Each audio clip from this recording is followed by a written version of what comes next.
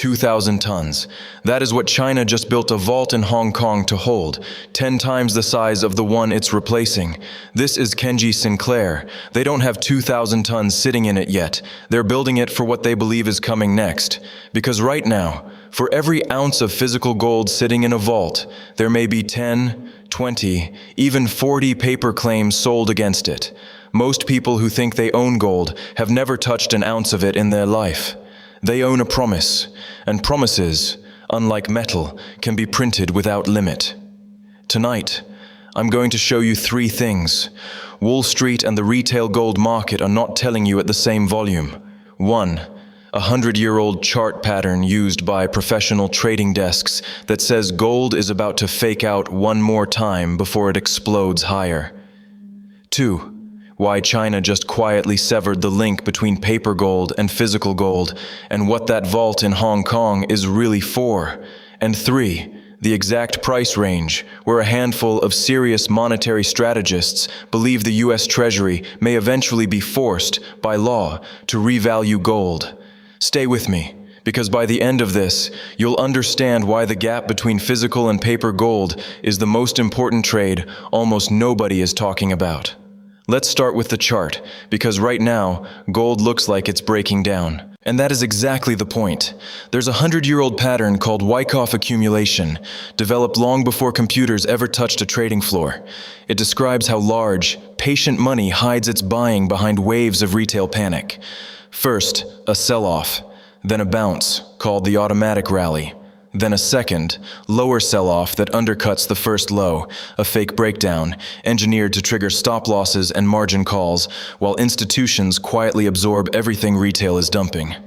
Gold has already hit 7 of that pattern's checkpoints since March, off a 30% correction, with volume behaving exactly the way this theory predicts. If the final leg plays out, one more sharp drop below $4,000, toward $3,750, $3,600, maybe $3,500 comes first. That final flush isn't the end of the bull market. It's called the spring, and it's the last cheap entry point before the same institutions finish loading their positions and the next rally phase begins. But while retail traders panic sell that dip, an entirely different war is happening underneath the price chart. A war between paper gold and physical gold. On July 24th, one of China's largest banks halted all retail trading of paper gold contracts. Not gold itself, the paper claims on gold. China has spent years accumulating physical bullion, and it's now making a direct accusation that the real price of gold has been suppressed for decades by a paper market where the same ounce gets sold to multiple buyers who will never claim the metal. Here's why retail never notices. Buying physical gold is genuinely annoying. Shipping, security, storage, and a slow, clunky sale process. Buying a paper contract takes seconds on a phone, so the overwhelming majority of gold investors hold paper, never physical, and have no way of knowing how many other people were sold a claim on that exact same ounce. In the silver market, some estimates put that number as high as 400 paper claims for every physical ounce. Nobody can verify it precisely. And that unmeasurable gap is the entire mechanism. Inflate the apparent supply of something, and you suppress its price, because the market believes it's less scarce than it actually is. China's own gold imports hit a new record in June, 173 tons in a single month. Central banks worldwide have bought more physical gold in the last 4 years than in any stretch in half a century, and the majority are now pulling that gold physically out of London and New York and flying it home within their own borders. Ask yourself, why would a sovereign nation pay to physically relocate billions of dollars in bullion across the planet, accepting the security risk of holding it at home, if a piece of paper promising that same gold was just as good? That's what the Hong Kong vault is actually for. China's capital controls make it nearly impossible to trade gold freely inside mainland China, so Hong Kong becomes the spout, the place where the Shanghai Gold Exchange's physical trades can actually be stored and settled for the rest of the world. Rebuilding that vault from 200 tons of capacity to 2,000 is a bet that global demand for verified physical gold, not paper claims, is about to multiply. This isn't the first time this trust has broken. In 1971, the world traded dollars believing everyone was redeemable for gold at $35 an ounce. But the US had printed far more dollars than it had gold to back. The same math as selling one claim to 10 different buyers.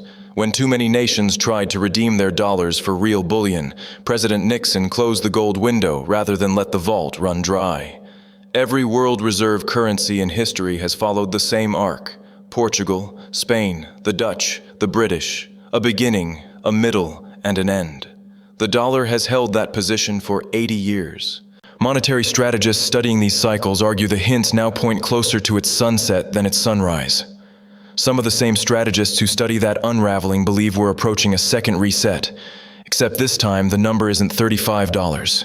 It's $20,000, possibly $100,000 an ounce. The theory is called a force majeure revaluation.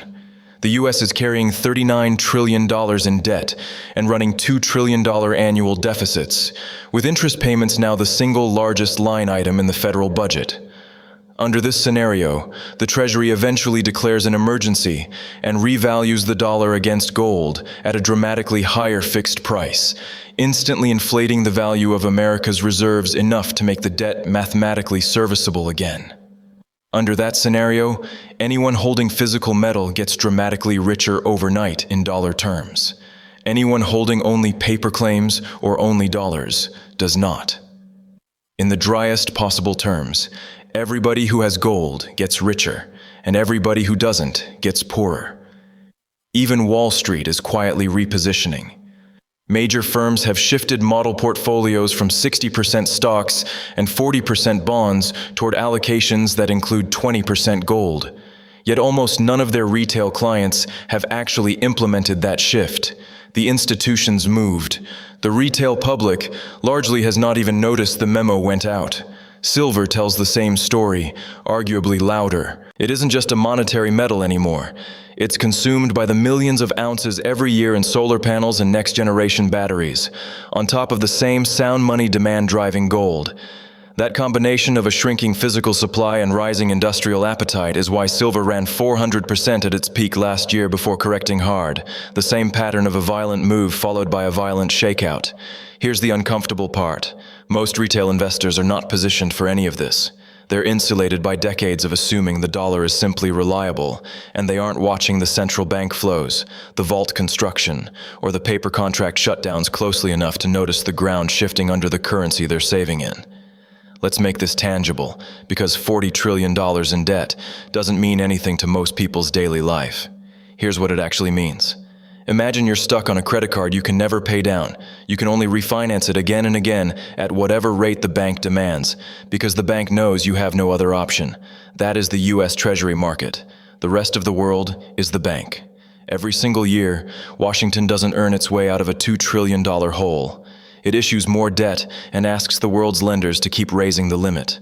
For 40 years, the world said yes to that arrangement. Now more countries are quietly saying no, selling U.S. bonds and buying physical gold instead, the one asset nobody's government can print more of. And this isn't abstract.